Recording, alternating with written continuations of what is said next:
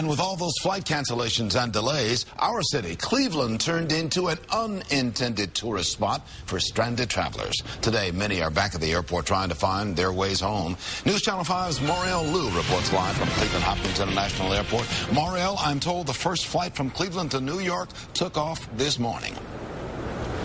Yeah, Leon, that's absolutely right. But, you know, you have to remember that just yesterday, Continental canceled 35 flights. So now what you have here is people who booked these flights 3 or 4 months ago, and the people who have been stranded over the weekend, thousands of people trying to fly standby, all trying to get on the same plane. You can imagine what a mess that's causing. Now, the good news is that the planes are moving out of here. I've been out here all morning long, and I can tell you Continental planes are moving in and out. They're making sure they're getting everybody out. But for the people who have been stranded here and have no place to go, they're not moving fast enough. It's just there's so many people. It's just like they're just coming in like a mob. If you want to go down to Gate B, you can check through there a lot faster. It'll flash up here and tell you how many minutes you have to go. This is the ripple effect of dozens of flights across the country canceled after Sunday's storm that paralyzed much of the Northeast. Today, those frozen flights are just starting to thaw out, but passengers are steaming mad. So when I got here again yesterday, they said there was planes here from Shanghai that don't usually fly into Cleveland because they were diverted from Newark. That they would get us on at 10 o'clock yesterday, and that turned to 2:45.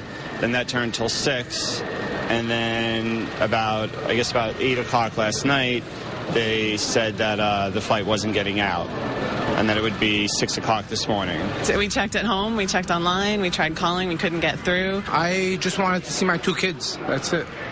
For those who still haven't made it home for the holidays, Cleveland has become a home away from home. From hiding gifts from relatives to napping and even dog walking, everything is happening right here. And just like your relative's house for the holidays, these people can't wait to get home. You can't fight the weather. We understand that. But what's frustrating is the lack of information. And why did we leave Hong Kong? I mean, wouldn't it have made more sense to just hold us there? So with that said, we're just grateful to be getting out.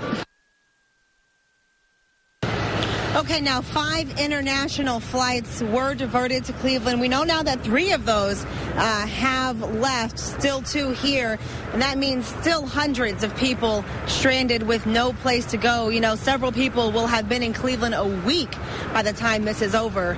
One more note to pass along. The airport is asking anyone who has a flight, anyone who plans to fly out of Cleveland Hopkins International Airport this week, make sure you're here 2 hours in advance instead of the usual hour to hour and a half. Reporting live, Mauriel Liu, News Channel 5.